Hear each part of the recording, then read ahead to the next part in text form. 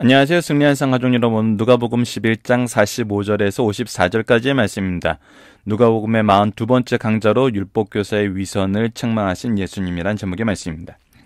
승리한 삶의 말씀 중심 예배 중심의 성경 전문 교사를 양성하기 위해서 만들어진 성경 공부 교재입니다. 승리한 삶이 2017년 2월 누가복음 7장에서 11장까지의 말씀을 함께 묵상하고 있습니다. 승리한 삶은 발행이신 박효율 목사님의 구속사로 조망한 성경 연속 강해집을 통해서 편집이 되어 있고요. 오늘 2월 마지막 날로 오늘까지의 내용은 누가복음 2권을 통해서 편집이 되어 있습니다.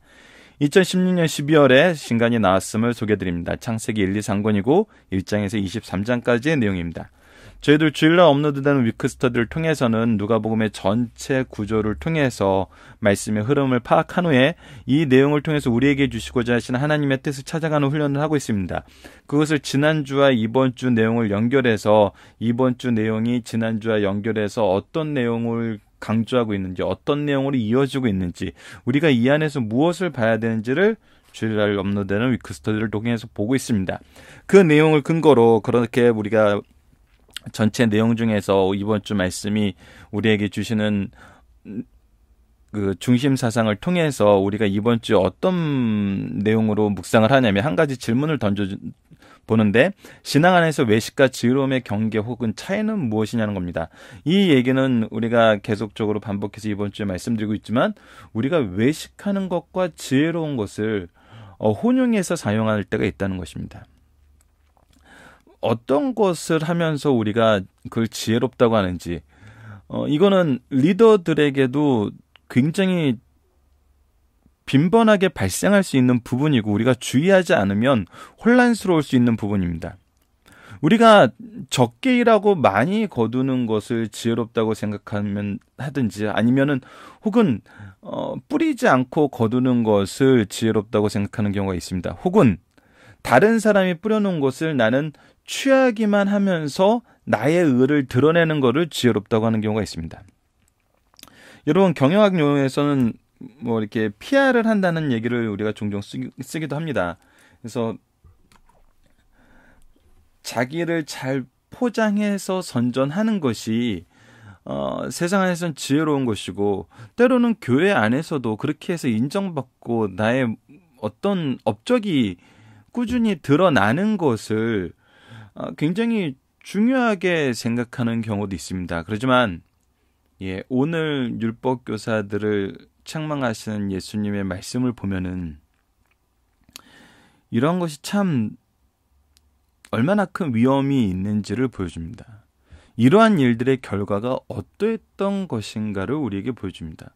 그리고 이러한 것은 정말 가장 책망받고 가장 심판의 대상이 되는 내용임을 우리에게 보여주고 있습니다. 이것을 그래서 우리가 바로 연결해서 보지 않으면은 자기가 인정받는 거, 인정받는다. 죄송합니다. 좀 펜이 실현이 안 되고 있네요.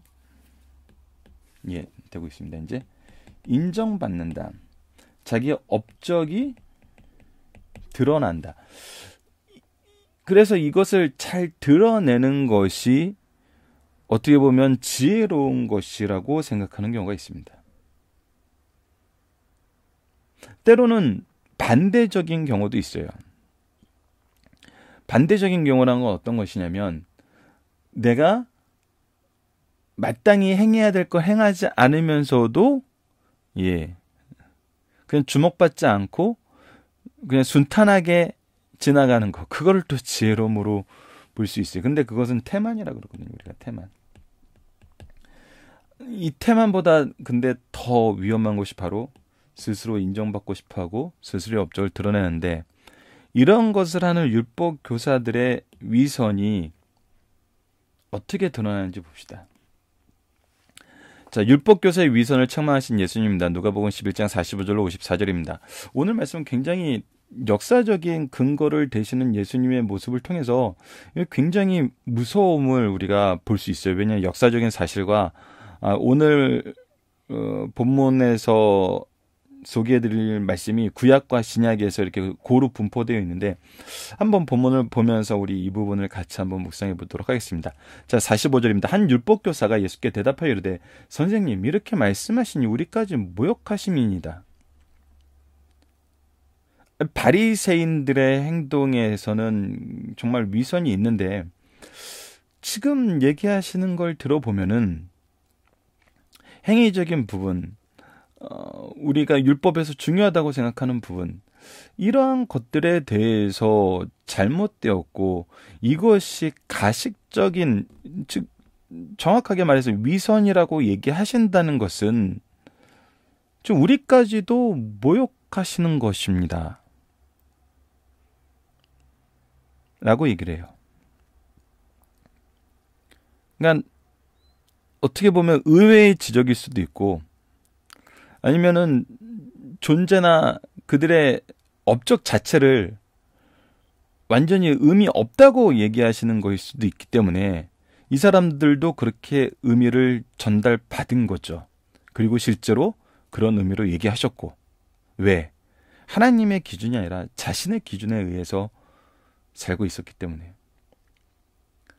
근데 예수님께서는 이 일에 대해서 더 직접적으로, 더 구체적으로 사례를 소개하고 있습니다. 이르시되 화 있을진저 또 너희 율법교사여 지기 어려운 짐을 사람에게 지우고 너희는 한 손가락도 이 짐에 대지 않는도다. 박열 목사님도 항상 강단에서 강조하셨던 부분, 또 삶 속에서도 많이 보여주셨던 부분이 바로 이 부분입니다. 삶 속에서도 이러한 경우가 있지 않도록 노력하셨던 부분인데 그것이 바로 뭐냐면 전하는 자가, 스승이, 부모가 뭐뭐 하지 말라는 잘못된 것을 가르쳐주는 것으로,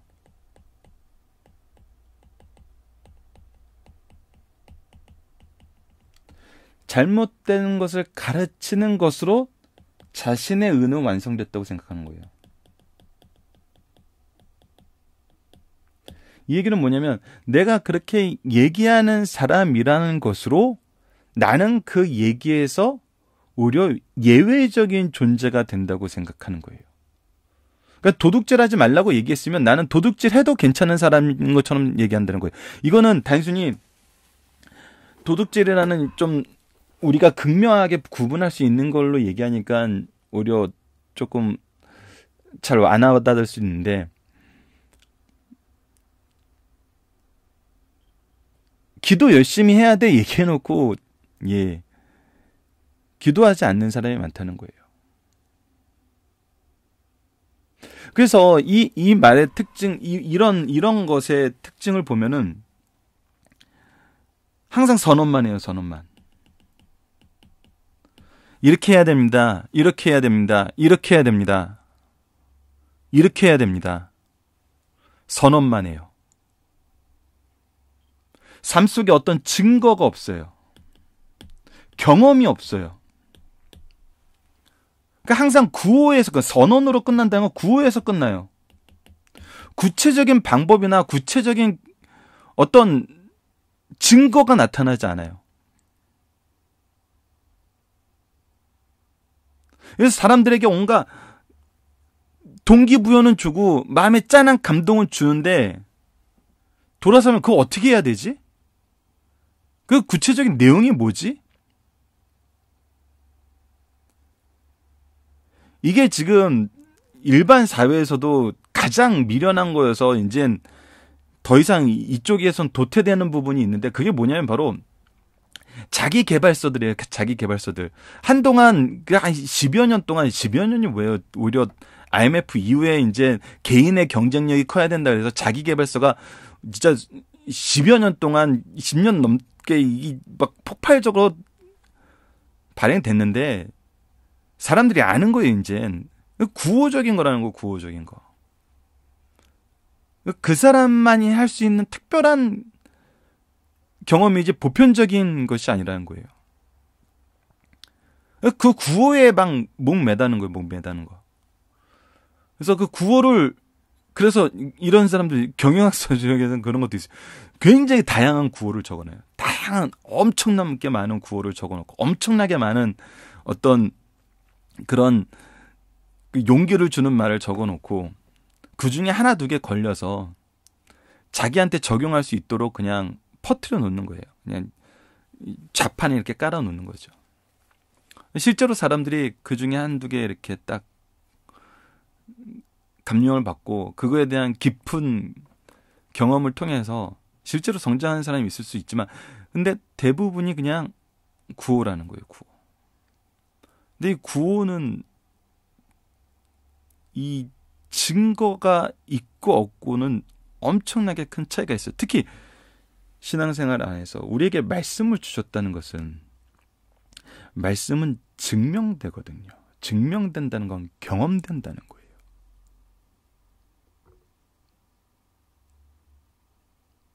제 예수님의 삶을 보세요. 예수님의 삶을 보세요. 지금 이 삶은 구호로 끝나는 삶이 아니라는 거예요. 직접적으로 증명해 주시는 삶이라는 거예요. 어떻게 증명하세요? 은혜로 인한 구원이 있음을 증명해 주고 계시고 자기 십자가를 지는 길을 증명해 주고 계시고 그 안에서 하나님이 예수님을 통해서 어떤 일을 하시는지 증명해 주시잖아요. 구약에 예언된 모든 일들이 일어나고 있어요. 그 요한복음에서 우리가 이미 상고했던 요한복음에서 오늘도 요한복음 말씀을 하나 같이 나눌 건데 예수님께서 약속하신 대로 성령을 보내주셔서 우리에게 그 일이 하나님께서 예수님을 통해서 하셨던 그 일이 지금 우리를 통해서 일어남을 우리 신앙의 선조들이 역사를 통해서 증명해 줬잖아요. 그런데 이 역사적 증명이 있는 이 세대에도 여전히 뭐하는 사람이 있다? 선언만 하는 사람이 있다. 선포라고 얘기할 수도 없죠. 선언만 하는 사람이 있다. 그리고 선언한 것을 무엇으로 삼는 사람이 있다? 자기 의로 삼는 사람이 있다. 선언에 대한 어떠한 경험도 증언도 없다는 거예요. 자, 이러한 사람이 바로 다른 사람에게는 짐을 지우고 자기에게는 단 하나의 진짜 손가락 하나도 이 짐에 대지 않는 완전한 위선임을 가르쳐줘요. 자, 그리고 나서 이제 더 무서운 말이 있습니다. 화 있을진저 너희는 선지자들의 무덤을 만드는도다. 그들을 죽인 자도 너희 조상이로다.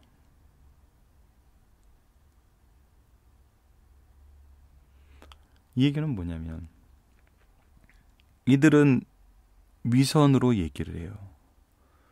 그냥 선언한 걸로 자기 의를 세웠다고 생각하고 이것이 자기 의라고 믿어요. 그래서 사랑하지 않는데 사랑하라고 얘기해놓고 사랑하지 않는다고 혼내요.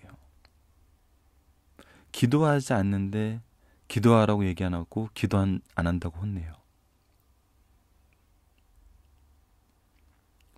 자기가 은혜의 통로가 되고 자기가 그를 향한 하나님의 사랑의 통로가 되어서 기도하게 만들고 사랑하게 만들고 기도를 가르치고 사랑을 경험하게 해서 가르치는 것이 아니라 재판관이 되어서 심판만 한다는 거예요.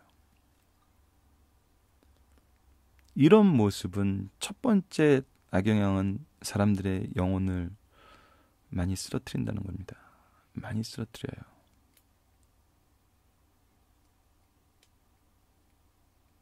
물론 자신은 더욱더 철저하게 엎드려서 그 삶의 증언을 보이면서 그 삶이 하나님의 역사하심에 하나님의 질서 안에서 일하심의 게시판이 되고 남에게도 얘기하시는 분도 있어요. 그러나 예수님을 통해서 우리가 보게 되는 것은 재판관이 되는 것이 아니라 제사장이 되어서 또 선생이 되어서 끝까지 사랑으로 가르치는 모습이었거든요. 그리고 지금 왜 이들의 위선을 강하게 드러내고 계시는지를, 실질적으로 책망하고 계시는지를 우리가 그 이유를 발견할 수 있어요. 여러분들, 이 부분을 예수님이 재판관이 되어서 재판하고 있다고 보시면 안 돼요. 선생으로서 훈계를 하고 있는 건데, 그 훈계의 기준이 뭐냐면, 철저하게 하나님 말씀인 것을 오늘 볼 수 있어요. 자, 봅시다. 이와 같이 그들은 죽이고 너희는 무덤을 만드니 너희가 너희 조상이 행한 일에 증인되어 옳게 여기는도다. 자, 이거는 이제 역사적인 사실을 이제 설명하고 있는데, 이 부분을 보고 구체적인 성경 구절을 여러분들과 함께 나눠보도록 하겠습니다. 이 조상들이 정말 의로운 선지자들을 많이 죽였어요. 뒤에 사례가 나올 때 구체적으로 좀 나눠볼게요. 그 사례에 대해서. 그리고 나서 그들의 무덤은 또 예쁘게 만들어요. 예쁘게 만들어 놓고 뭐 하냐면, 우리는 조상들처럼 하지 않을 거야. 의로운 선지자를 죽이지 않을 거야. 근데 그것이 재밌는 건 뭐냐면, 그것이 그들의 조상이 선한 선지자를 죽이고 박해하였다는 증거가 되고,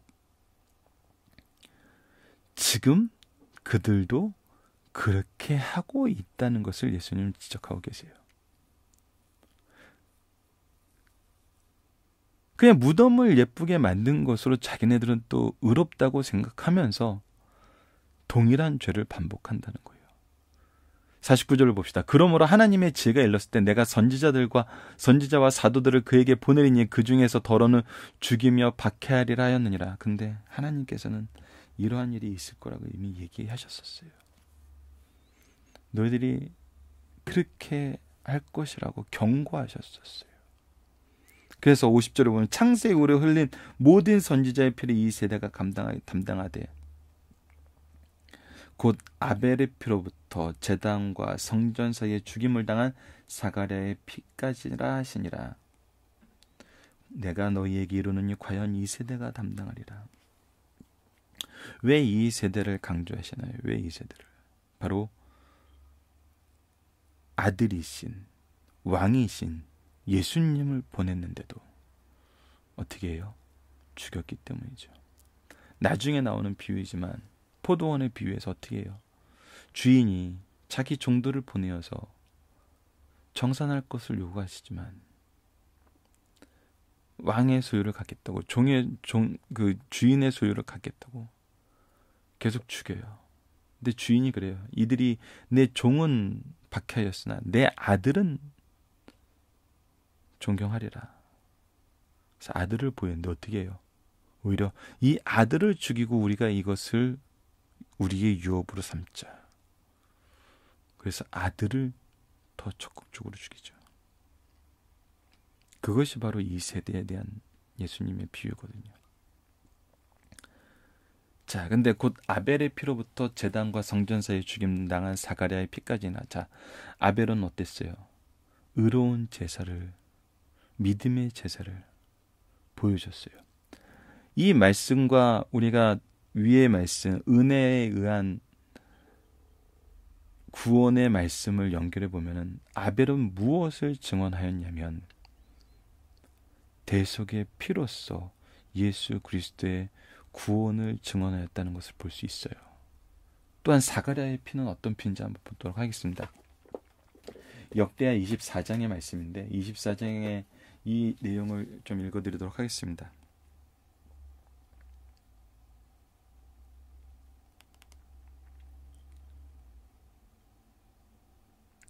역대하 24장 17절 이하의 말씀입니다. 17절에서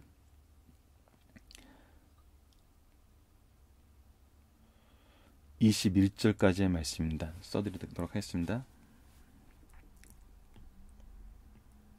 대하 24장 17절에서 21절까지의 말씀. 읽어드리도록 하겠습니다. 여호야다가 죽은 후에 유다 방백들이 와서 왕에게 절하며 왕이 그들의 말을 듣고 그들의 조상의 하나님 여호와의 전을 버리고 아세라 목상과 우상을 섬겼으므로 그 죄로 말미암아 진노가 유다와 예루살렘에 임하니라. 그러나 여호와께서 그들에게 선지자를 보내사 다시 여호와께로 돌아오게 하시며 선지자들이 그들에게 경고하였으나 듣지 아니하니라.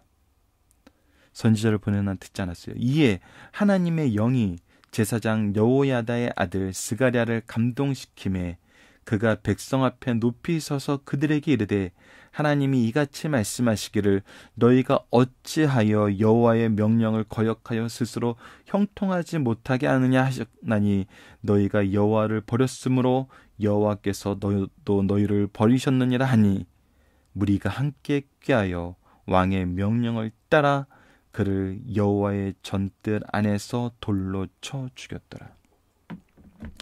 자, 여기서는 사가랴라고 표현됐고 여기서는 스가랴라고 표현되는데 영어식 표현으로 보면은 스가랴라는 표현이 맞고요. 근데 혼란스러워하지 마실 것은 소선지서에 나타나 있는 스가랴랑 달라요. 그는 유대 포로기 이후의 선지자고, 지금 제사장의 아들 사가랴가 하나님의 영의 감동을 받아서 그들의 잘못된 예배와 그들의 우상 섬김을 책망하고 하나님의 심판을 얘기했는데 어떻게 해요? 오히려 잡아 죽여요.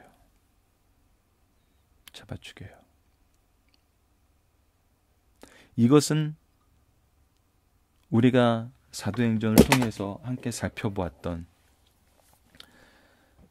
사도행전 7장에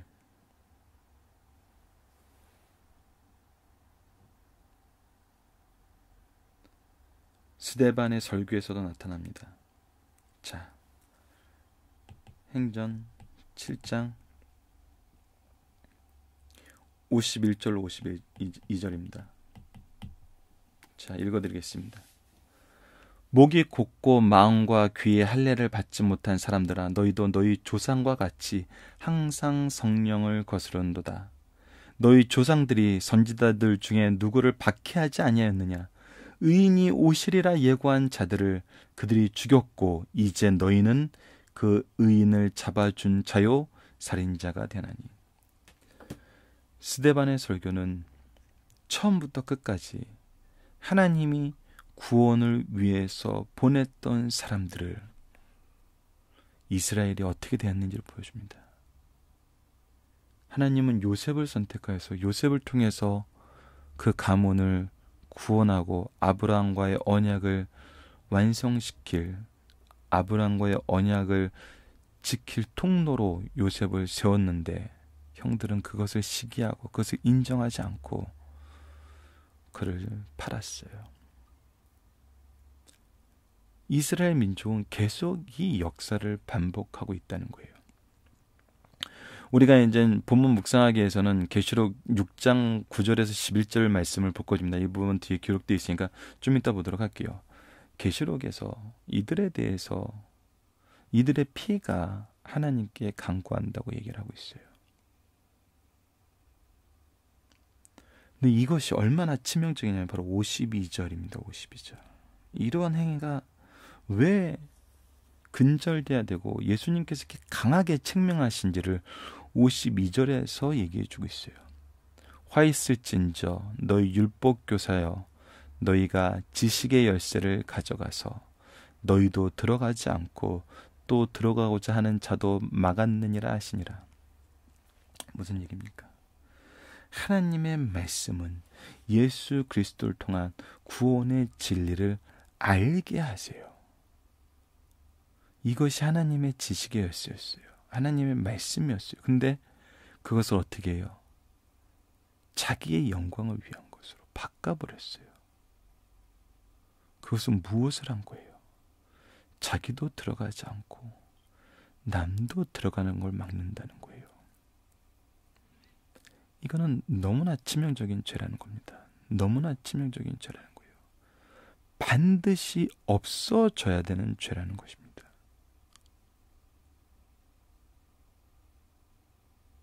어제 말씀과 연결돼서 어제는 로마서 10장 2절로 3절 통해서 죄가 무엇인지를 계속적으로 얘기했죠. 열정은 있어도 하나님을 아는 지혜가 없으면 자기의 의만 드러낸다 그랬어요.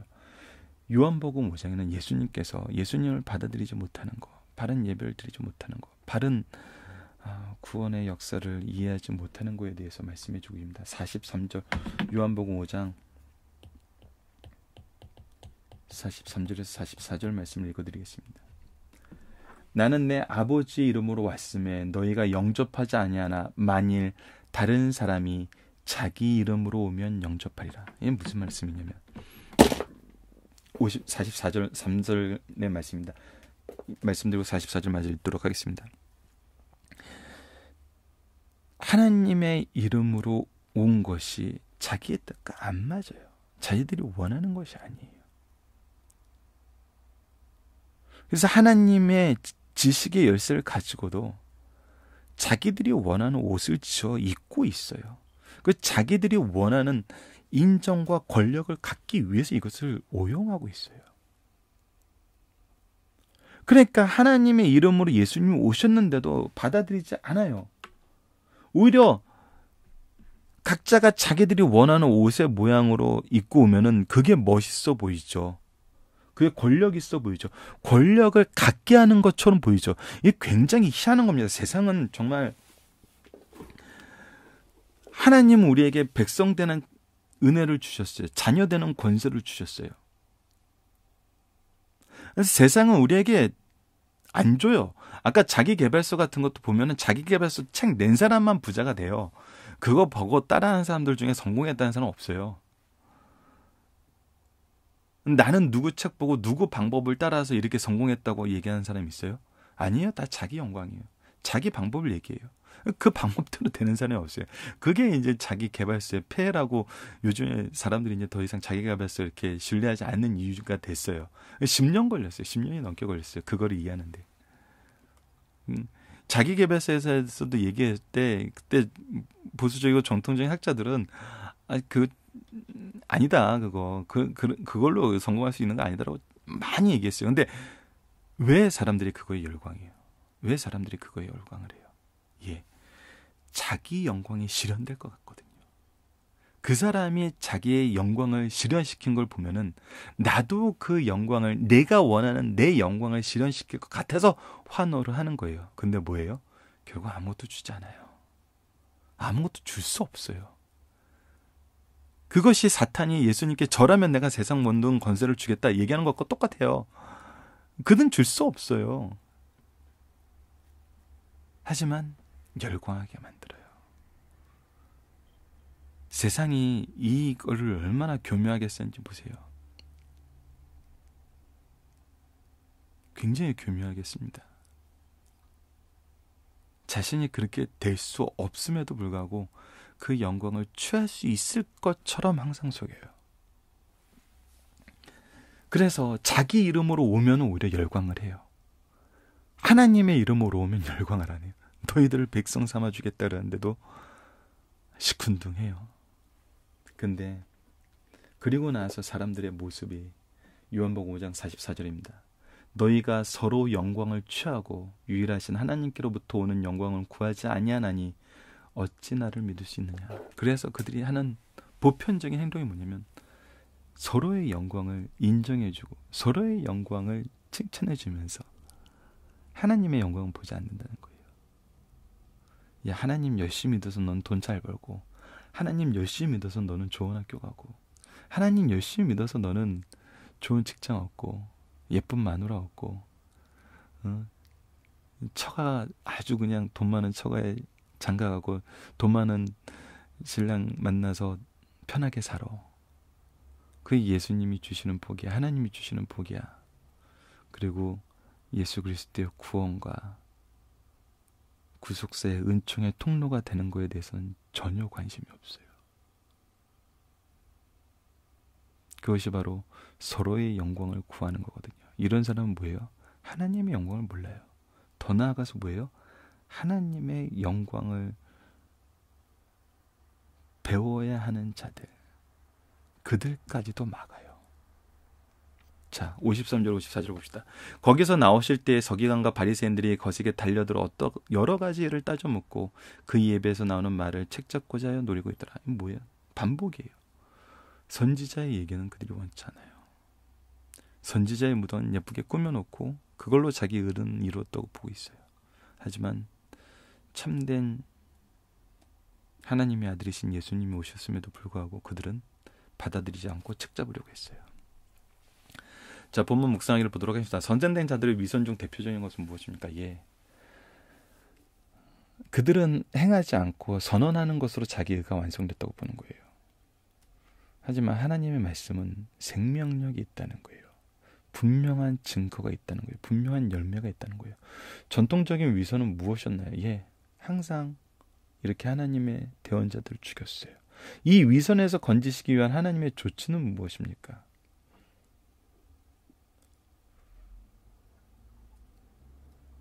미리 가르쳐 주셨다는 거예요. 하나님께서는 이런 일이 있을 걸 미리 얘기하셨어요. 그럼에도 불구하고 계속 반복하고 있다는 겁니다. 자, 거짓 선생이 받을 형벌은 무엇입니까? 자, 50절 51절입니다. 창세 이후로 흘린 모든 선지자의 피해를 이 세대가 담당하되 곧 아벨의 피로부터 제단 성전 사이에 죽임을 당한 사가랴의 피까지 하리라. 내가 너희에게 이르노니 과연 이 세가 담당하리라. 계시록 6장 9절에서 11절 말씀입니다. 다섯째 인을 떼실 때 내가 보니 하나님의 말씀과 그들이 가진 증거로 말미암아 죽임을 당한 영혼들이 제단 아래 있어 큰 소리로 불러 이르되 거룩하고 참되신 대주제여 땅에 거하는 자들을 심판하여 우리 피를 갚아주지 아니하시기를 어느 때까지 하시리까 하시나이까 하니 각각 그들에게 흰 두루마기로 주심에 이르시되 아직 잠시 동안 시되 그들의 동무 종들과 형제들도 자기처럼 죽임을 당하여 그 수가 차기까지 하리라 하시더라. 하나님께서는 반드시 심판하십니다. 가인에게도 아벨의 피가 증거하고 있다고 얘기했어요. 이거는 하나님께서 절대 잊지 않으십니다. 반드시 심판의 대상이 됩니다. 굉장히 무서운 말씀이에요. 스승들이, 부모들이, 지도자들이 오늘 소개됐던 그 많은 말씀들, 역대하 말씀, 사도행전 말씀, 요한복음 말씀, 요한계시록 말씀, 성경 전체가 이 부분도 우리에게 증언하고 있어요. 그러니까 예수 그리스도의 은혜를 증언하면서 이 잘못된 부분에 대한 심판도 분명히 미리 경고하고 있어요. 우리는 이 경고를 바로 받아들여야 된다는 겁니다. 선생들의 위선이 치명적인 이유는 무엇입니까? 예, 이것 때문에 이것을 계속 책망하시면서 이렇게 되지 않기를 바라시고 이거에 대해서는 굉장히 심각하게 얘기를 하고 계시는 거예요. 오히려 자기도 안 들어가고 남도 들어가지 못하게 막는다는 거예요. 이런 예가 우리 사회에 얼마나 많습니까? 얼마나 많아요. 참 슬픈 이야기 중에 하나가 가장 반기독교적인 사람은 한때 기독교의 인이었다는 얘기가 있습니다.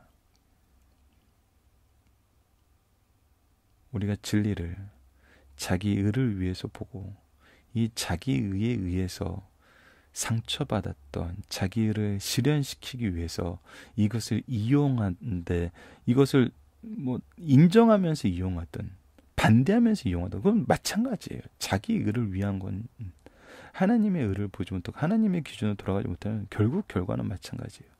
어떤 거예요? 자기도 거부하고 남도 들어가지 못하게 막는답니다. 예수님의 경고에 이들이 보인 반응은 무엇입니까? 오히려 거세게 항의하고 동일하게 그들의 선조들이 했던 것처럼 동일하게 죽이려 하였고 스데반의 증거에서도 보았다시피 죽였다는 것입니다. 누구를? 하나님의 아들 예수님을. 자, 중심사상을 보도록 하겠습니다. 율법교사의 잘못은 남을 가르치면서 자기는 행치 않는 데 있었다는 겁니다. 율법교사는 자기도 이루지 못할 목표를 설정해 놓고 다른 사람에게 그 목표를 달성하도록 강요했어요. 주님은 이들을 책망하셨어요. 주님은 말과 행동, 가르침과 생활의 일치를 요구하셨어요. 우리가 분명히 알 것은 가르치는 자가 자신의 생활을 통하여 가르치는 것보다 더 사람들에게 감동을 주는 것은 없다는 것이에요. 바울도 너희는 내게 배우고 받고 듣고 본 바를 행하라. 그리하면 평강의 하나님이 너희와 함께 계시리라 그랬어요. 자, 배우고 받고 듣고 본 바. 예. 바울은 자기가 배운 가르친 것을 볼 수 있게 행하였고 그 행동이 참으로 말씀과 일치한다고 사람들의 증언을 듣게 행동했다는 거예요. 거짓 없이 바울처럼 이 말을 할 수 있는 자는 참으로 훌륭한 교사라는 겁니다. 참된 성도들은 역사상 나타난 위대한 선지자뿐 아니라 현재 주를 위해 충성스럽게 사는 사람도 존경하고 그들의 삶을 본받아야 한다는 겁니다. 율법 교사들은 과거 선지자는 존경한다 하여 그들의 무덤을 화려하게 꾸몄어요. 그리고 만약 우리가 그 시대에 있었다면 귀한 선지자를 이렇게 비참하게 죽이지 않을 것이라고 말하면서 자신네들은 의롭다고 생각했어요. 뭐한 걸로? 과거를 비난하고 그들의 무덤을 예쁘게 꾸며준 걸로. 근데 그 세대도 항상 반복했어요. 무엇을? 하나님의 선지자를 죽이는데. 그리고 지금 이들은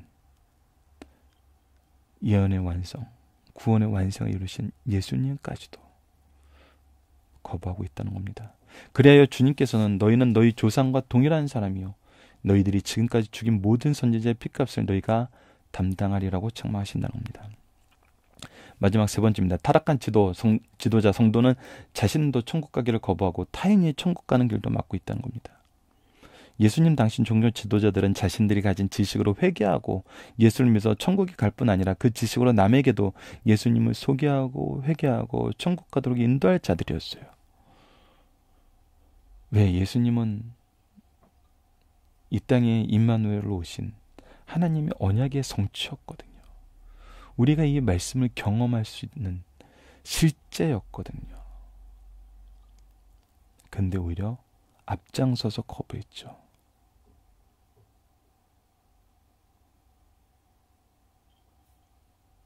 이들이 정죄받고 멸망받는 것은 너무나 당연하다는 겁니다. 우리는 이런 오류에 빠지지 말아야 된다는 겁니다. 살펴보기 전단 여러분들 카페를 통해서 확인해 주시고요. 적용하기입니다. 영적 위선과 직면했을 때 우리가 실망하지 않을 이유와 대처하는 방법은 무엇입니까? 자, 우리도 누군가에겐 제자고 누군가에겐 스승입니다. 우리도 누군가에겐 자녀이고 누군가에겐 부모예요. 그것이 육적이 아니고 영적이든 우리는 항상 이 안에 살고 있어요. 계승받고 계승하는 그것이 하나님이 인류를 만드신 모습이에요. 이 틀에서 벗어난 사람은 없어요.